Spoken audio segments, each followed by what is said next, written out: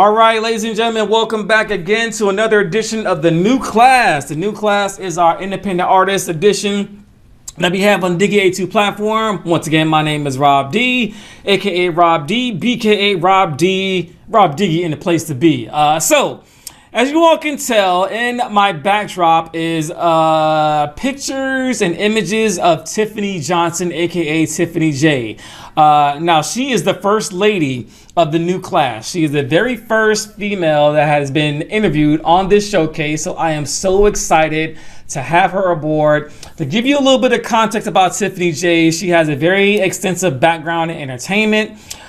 She had a song released in 2018 called Kissing You, which I love to death. A very, very nice, strong ballad. Her voice is unmatched. Like, I'm going to tell you guys about her here in a little bit. She had another song that she put out called You Didn't Want Me that was released in 2020 with a video to match. And she's done all kinds of different things. She's opened up for Tommy Davidson. She has an appearance on Family and Fiance on the OWN channel. And she has over 70 or close to 70,000 streams on Spotify. So she is killing the game. And she decided to come to the Diggie A2 podcast and showcase her talent and bring you all her story. So, ladies and gentlemen, I bring to you Miss Tiffany J. And Tiffany, what's good? How are you?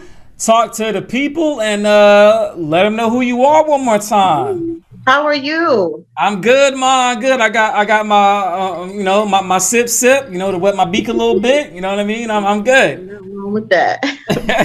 I just want to say thank you so much for having me. You and Jessica, I really appreciate the opportunity. No, thank you. You're the first lady of the New Class. You are the first female that I've interviewed on this independent artist list. So thank you for being on our podcast or our platform. I'm super humbled and super excited, and I'm ready to jump into it. So without further ado, I know time is money, money is time. So let's jump into it. And the first question that I have for you, Tiff, is about entertainment. How did you know this is what you wanted to do with the rest of your life? When did that realization come to you? So I would have to say it was from when I was really little. I always loved music. I always loved acting. I would come home from school and I would be singing TLC and whatever else, was hot, and I just sang and sang. And I would find my friends that were interested, and we would do episodes, we would do acting, and different things like that. And it's just something that I've always been passionate about, something that I've always gravitated towards. And that's one of the reasons why, for me, because I'm a mom. So with my son, he told me he wanted to get into the business. He wanted to be an actor. So I'm like, okay. So, I got him some acting lessons. That's one of the things that I saw, especially when I first started out in the business, is I would go to different auditions and there wasn't a lot of Black people there, and I just felt like, is it because, I just feel like sometimes we as a people don't always invest in our kids in that way. Sometimes I just wanted to just show support to my boy and help him, because I feel like if I kind of had that growing up, my parents really taking it serious, I probably would be much further than what I am right now, but I just, it was just something I always wanted to do. And I'm just a firm believer in, whatever it is that is in you to do it. I never wanted to be the type of person where I'm 90 years old and I'm on my deathbed and I wish I would have tried this. And, I wish I could have did this. I want to do everything in my heart that is in there to do. So that's what's up. I think you said a lot in a little bit. You talked about, legacy. You talked about fulfilling your dreams, all rolled into that one segment. I mean, there's a lot that I can pull from that. And the one that resonated with me the most was you talk about your son and him wanting to be potentially in the business, which is great. So was your family in entertainment, or are you the first one in your family to be in entertainment business? So my aunts and uncles, they always kind of were in the business, especially in the 90s. They would do various shows, whether it be New York Undercover or, Wow. Boys to Men music video. And they kind of like, I guess, had kids and just started kind of raising their children. So Yeah. I just kind of like picked up the torch, carried the torch, and just took over. After I graduated from high school, I moved back to the tri-state area to pursue a career in show business. And So so you left it all behind for a dream. You know what I'm saying? Left it all behind for a dream, and much respect to you for that. So, Tiff, when was the moment that you figured out that this is what you wanted to do with your life? When did that epiphany come to you? I would say probably by 8. 8 years old. Okay. I was really, really young. Yeah. Yeah. Also, like, throughout my life, God has always kind of shown me things through my dreams. And like, he would allow me to see different things. I didn't really understand it at the time. But I remember at 8, I saw like a vision, and I saw New York lights, like how New York looks at night with all the lights and everything. Beautiful. And I didn't really know what that meant. And as I got to, when I got a little older and started working in New York, I would see them a lot, especially when I would come out of movie sets, and I would look and I'm like, wow, like this is like my dream. When I was 8 years old, I feel like God was trying to tell me then that this is where I would be. This is where I would be working. And this was my destiny, So, but yeah, I've known since I was little. And so I would just do shows. I would do talent shows, and anything I can get in, I was in there, and so. Takes a lot of courage to do that, because I sure as hell couldn't do it. So I didn't have enough talent. I always like to see other people do their thing, and I kind of be like the biggest cheerleader on the sidelines and watching, and and then I developed skills and facilitation. But that's not my story right now. We're talking about you. But with that in mind, speaking of entertainment, what do you get more enjoyment out of? Is it acting or singing? What do you get more joy out of? I really love both. I'm not gonna lie. I love them both. I and it could be singing a little, just slightly more, but from when I was little, I always was passionate about both. I never had an acting lesson, at all, and I just went into it just on pure desire and passion, and put my all into it. And that's one thing that I try to teach with my son. Like, if you really want to do something, like, you got to put your all into it. You can't have to do anything, whether that's schoolwork, whether that's, regular work, or whatever it is. You work really, really hard and you do your best.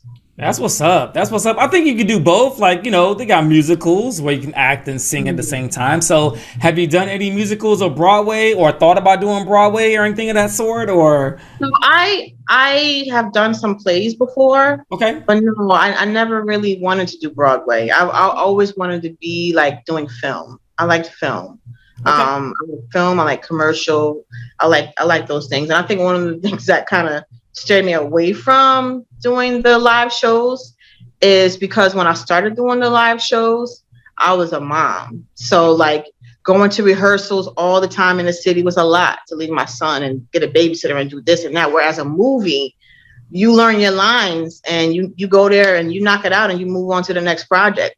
Right. So perhaps in the future, when my situation changes, financial status changes, then I can probably maybe reevaluate that. But for me, that really wasn't something I really wanted to do like that. I hear that. So maybe 60-40, right? Maybe 60% singing, 40% acting, maybe, possibly, or 70-30. But it sounds like, and I would tell you all in the audience that's watching or listening right now, if you have not heard Tiffany J sing, like, she is the real deal. She is not playing around. She is a singer. You know what I'm saying? Like, not a singer, but a singer. We'll talk about that here in a second, though. But so my next question, Tiff, is what is a lesson learned that you've grown or known that you have learned so far being in the entertainment industry? So what's the best lesson that you've learned so far in your journey? Lesson. You know what? For me, I think one good lesson that I learned is like for me, I would always be so stressed for the future. Like I was so busy worrying about what my future was going to look like that I wasn't really enjoying the now, right? I wasn't enjoying the process like that.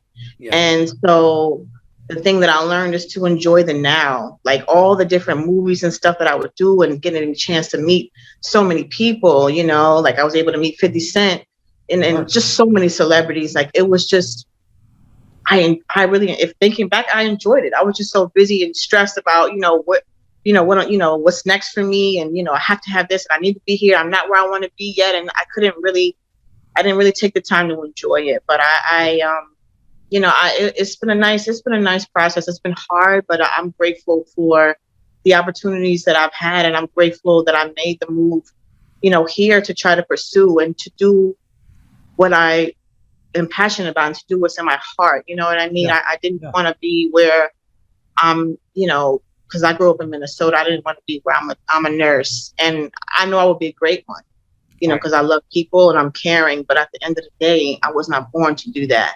I wasn't born to do that. Yeah. So I'm just, that's where I am. Like I wanted to stay on my path. But yeah, that's one thing I learned about the business is to enjoy wherever you are, enjoy it and just make the most out of it and let the future take care of itself. You just keep doing your part. You keep showing up, keep working hard. And, God sees all that. Keep praying. Yeah, absolutely. Absolutely. So which brings you to my next question. And that is, how do you handle failure? How do you handle failure when things don't go your way or you don't get the project you wanted or, something unfortunate happens? How do you handle that in the entertainment business when things just don't go your way? Because I know when someone that I have lined up that I really, really want for a particular, episode or whatever, and it falls through, I'm like, hey man, like I feel like the wind got punched out of me, you know what I mean? So how do you handle that in entertainment biz? How do you deal with failure? So 80% of the time there's failure. That mean like if you have to have a thick skin, if you are so easily, that's why if you want to do something like this, like you have to really, really want to do it, because if you don't, that's why when I first started out in the business, it was probably like 20 of us like going strong. Yeah. And now there's 3 of us. I'm one of the 3. Yeah. So like you have to really, really, let it just roll off your back and just keep pushing. Because at the end of the day, somebody's going to say yes. Somebody's going to say yes, and just keep working, But I handle it just like it wasn't meant to be. What's meant for me is mine. I don't have to, you know what I mean? Like what God want me to have, I'm going to have. As long as I do my part, then he'll do his part. I believe that. I hear that. And that's great advice. And for my audience that's listening, Tiffany is dropping gems for sure. Like if you have a dream or something you want to do, if you want a podcast you want to start, like it was for me a year ago, which was literally, Tiff, writings on a piece of paper, man. I'll show it to you one of these days, how it all got started. And I looked at my wife, I was like, yo, I want to do this. Like fail or success or failure, this is what I want to do. I don't want to have, to your point, a regret. Me being on my deathbed when I'm 90 years old, when my grandkids and great-grands are sitting around, I'm like, damn, man, I wish I would have started a podcast back in 2020. You know what I mean? Like, I didn't want that. I wanted to get out there and do it. And it led me to so many people. It led me to you. You know what I mean? It led me to you. You know what I mean? Like, it's just a blessing to be on this journey. And I'm not slowing down. Me and Jess are not slowing down. We're going to continue moving and connecting people and getting people to where they want to go to in their career. Which leads me to my next bucket of area of questions. And so when I was reading about your bio, there are 4 particular individuals that you say have mentored you in your singing career. And that is Whitney Houston, Toni Braxton, Lauryn Hill, and Michael Jackson. So what is it about those 4 individuals that you look up to in regards to shaping or molding your singing career? Why that particular 4? That's a very strong 4, by the way. So why those 4? What is about them that you have chosen to look up to in regards to as mentorship, in a sense, in their singing ability? Well, Michael Jackson is, as everybody knows, is the epitome of a wonderful artist, of an entertainer. No doubt. So, when I was young, somebody introduced me to a video called Moonwalker.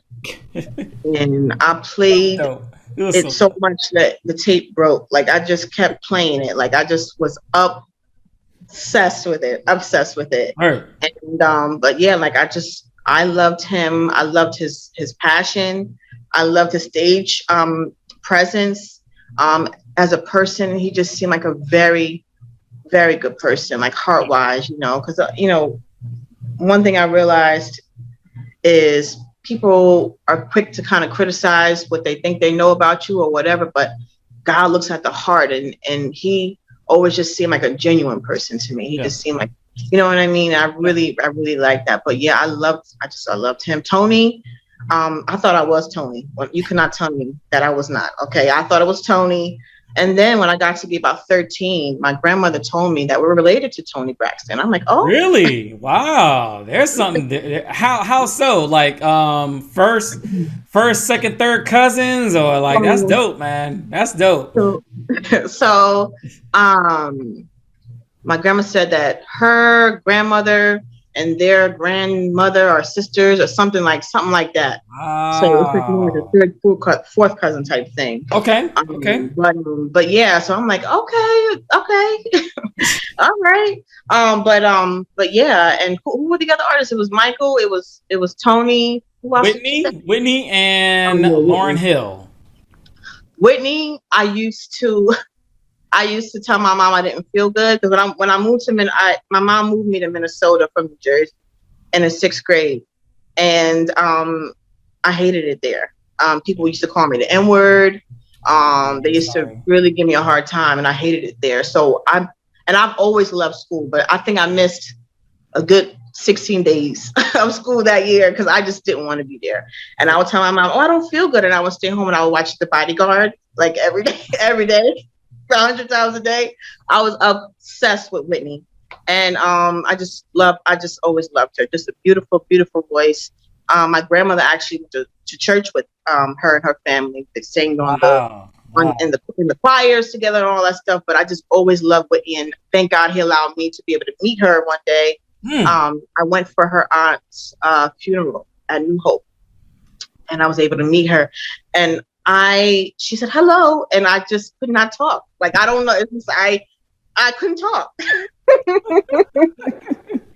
I was a mute. Like, it took me 15 minutes after she left my presence to be able to talk. Cause I could not believe somebody who I looked up and idolized my whole life was like in my face. Like, I just could not believe that. That's incredible. Yeah. I probably would have been the same way. Yeah. I definitely believe, and I tell people all the time, Michael Jackson was the greatest entertainer that ever walked the planet. Whitney Houston is the greatest singer that ever walked the planet. And then when you talk about Lauryn Hill and her ability to just draw you in, but I won't take it away from you. I mean, that was an artist that you mentioned, so I don't want to step over your toes at all. But Tony Braxton, I absolutely love Tony Braxton. And you know what makes it so crazy now I'm thinking about it? When I'm listening to your music this past couple days, like, I do kind of hear some Tony Braxton isms in you, but I still think, and I'm going to sell it to the audience, I still think that your voice is very unique. I think it may mirror Tony, but it's stronger. I think it's even stronger than Tony. I'm going to say, I think it's stronger than Tony, because Tony kind of stays down in the lower tones, or the lower octaves a little bit. Yours is higher. But I can see the parallel. I could definitely see the parallel. But man, Tony Braxton, what a talent. So talk to me about Lauryn Hill. What about your sentiments about Lauryn Hill? Someone that you mentioned that you look up to as an artist. So Lauryn, she is just so wonderful, And again, I think along like with Michael, it was just like, not only was she such a wonderful talent, but it was just like her inner self. I think I saw too. Like she just seemed like she was like, she had a good heart, and her music was so authentic and just real. And I loved how she could rap and she could sing, and so I was obsessed. Like, I was obsessed with her too. That's what's up. That's a pretty solid 4. Like, I'm not even going front. That's a pretty solid. And Sade. Woo! Don't get me started.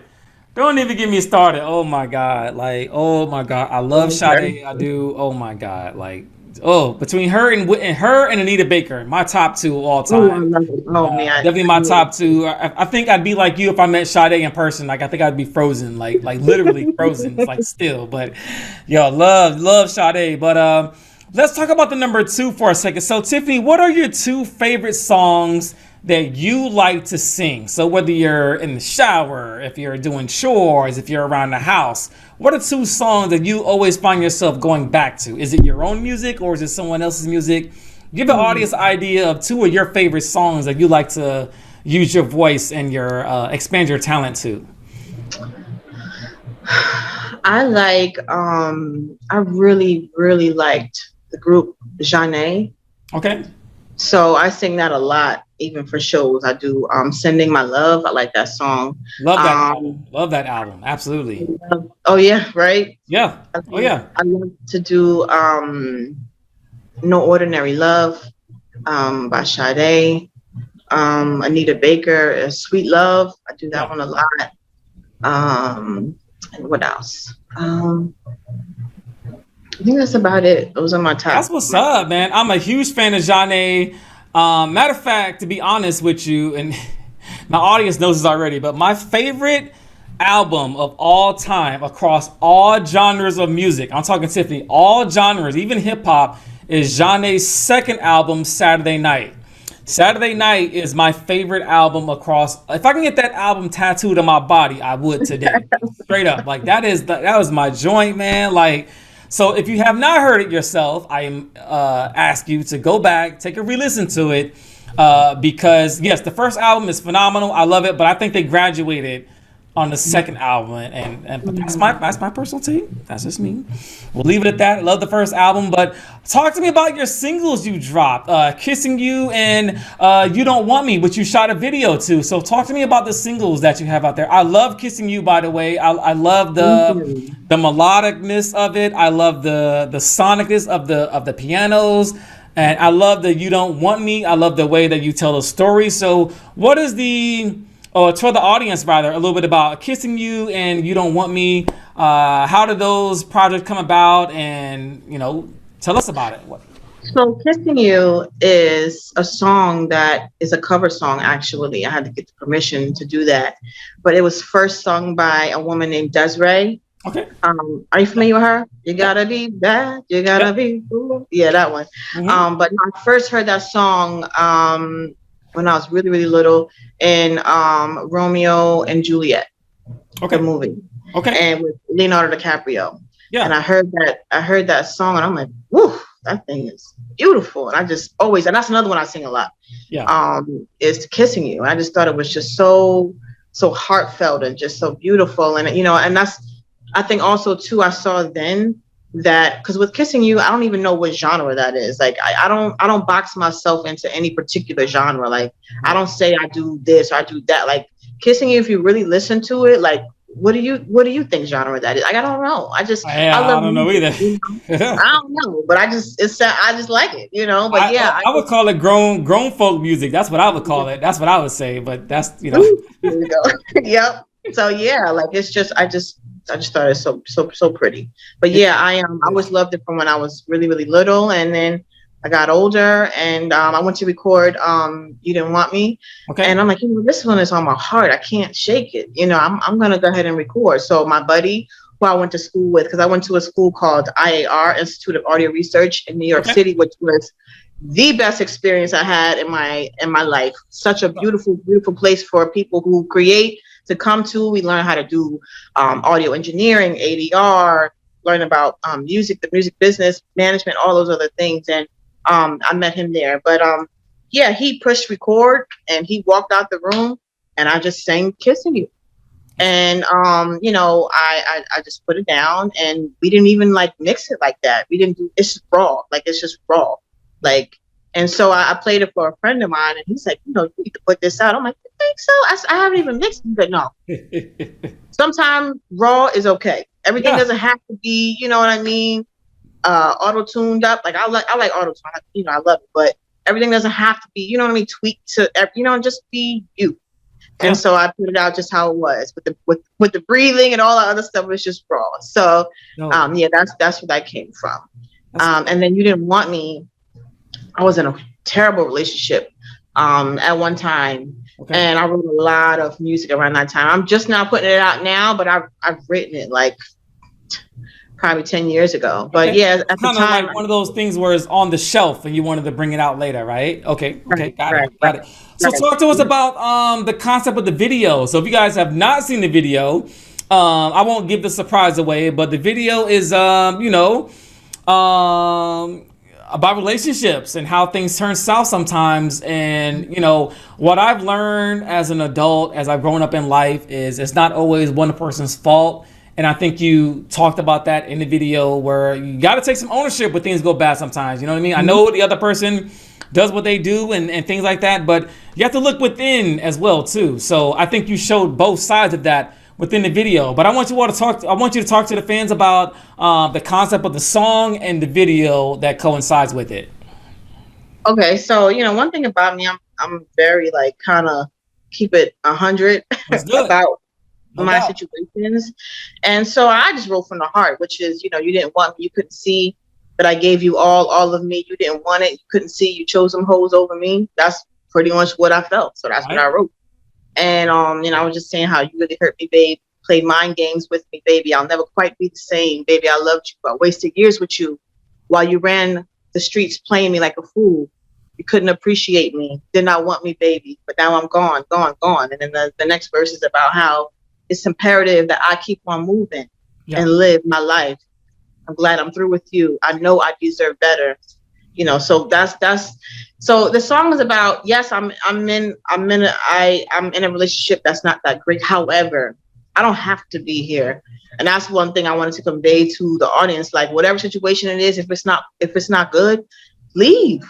And if you can, if you find it difficult, ask God to help you. And I know in my situation, I prayed and I said, Lord, I know you've wanted me out of this situation for a long time, but I wasn't ready. But I said, I'm ready now, Lord. Because I knew if I stayed, I would die, either spiritually from a, disease or something, if I stayed. And I prayed, I said, Lord, if you could please help me, please sever the ties. I would be so grateful. And I asked him this on a Tuesday. Word is word. By Friday, I was moved out of our apartment, all my stuff. He moved so quick. It was just like, wow, like prayer, like is strong. You know what I mean? Like if your heart is right, he will hear you. Like he will really, really hear you. And so, yeah, the song is just about, what I was going through and I know I deserve better and God wanted better for me, and my son deserved better, because he was a really good dad, to my child, but I don't have to be there. So yeah, I feel you.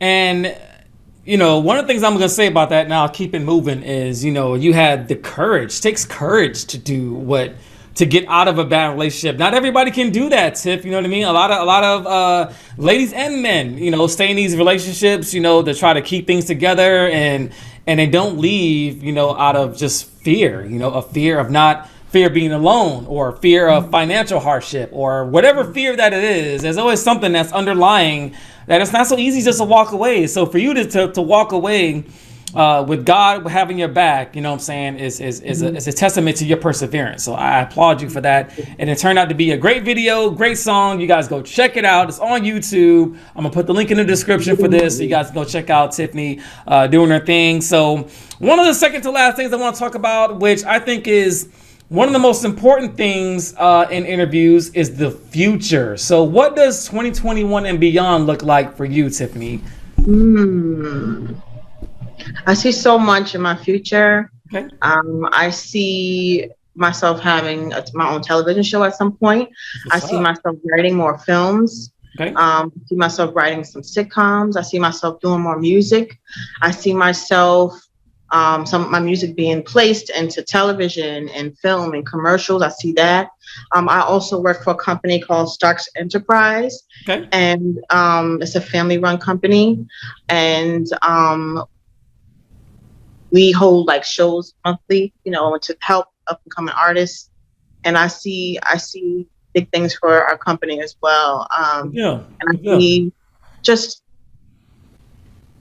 just beautiful things in the future. I want to have businesses. I want to have charities. That's very important to me.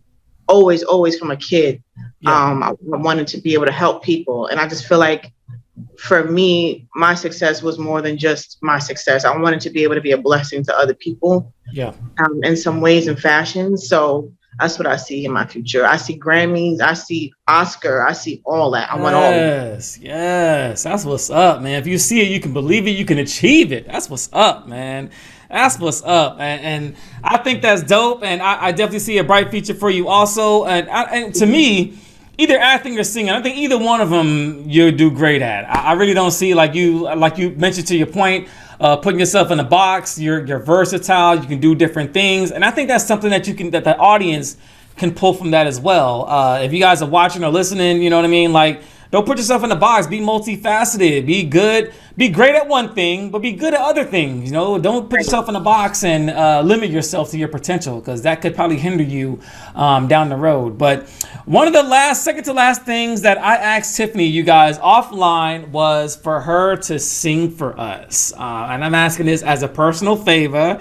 And I didn't ask for her to sing. It doesn't have to be like one of her songs or you know, anything that she's feeling in the moment. But I wanted you all, because the reason why I'm asking this is because when I heard Kissing You, I said, oh my God, I've never heard a voice like that before in my entire life. And I've heard a lot of R&B over the years, and I couldn't pinpoint who she sounds like. I thought it was maybe a little bit of Tony. I was like, nah, not even Tony, because I think her voice is stronger than Tony even. And Tony's a phenomenal talent. So, Tiffany, if you wouldn't mind blessing the audience with just a short snippet of what your vocal talent is. Please, ma'am. With all my heart, I love you, baby.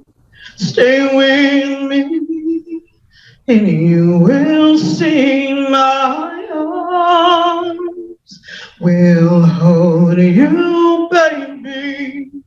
Never leave, 'cause I believe in this love, sweet love. You've been calling all your name. I feel no shame, I'm in love, sweet love. Don't you ever go away. It'll always be this way, baby. Woo! That's what's up. And you did Anita Baker. Man, boy, I tell you, that hits home, man. That hits home. So, ladies and gentlemen, I present to you Tiffany Johnson, aka Tiffany J. So it's come you all to the shout out portion. So Tiffany, the floor is yours, ma'am. Who are your shout outs going to this week, ma'am? I want to shout out all my followers that follow me. Word. Please, Word. let me get myself ready. Sorry. I want to shout out all my followers that follow me. Everybody can find me at Tiffany J Official on Instagram and Twitter. I want to shout out Starks Enterprise for holding me down. I want to shout out Hida Castro for the smoke that we about to release. I want to shout out Hida. I want to shout out my son, Jason, and just all of you guys. And I just thank you so much for the opportunity again. And I just wish love and protection and safety for all you guys, all the viewers that are out there watching. Well, we thank you, Tiffany, and we wish you all the success and love that is coming your way. Man, like, that was incredible. Thank you so much for blessing the audience with your voice, with your presence, with your guidance, with your perseverance, with your story. Thank you for this. And ladies and gentlemen, I present to you Tiffany J. Watch out for her, you guys. She's coming. Be on the lookout for her. That's all of the time that we have for today. So catch us next time. We'll see you all next, I guess, in a couple of weeks from now when we have another showcase artist. But at first and foremost, and as always, shout out to all of our followers, supporters, and fans. And of course, shout out to hip hop music, hip hop culture. All right. See you next time. All right. 100. Peace.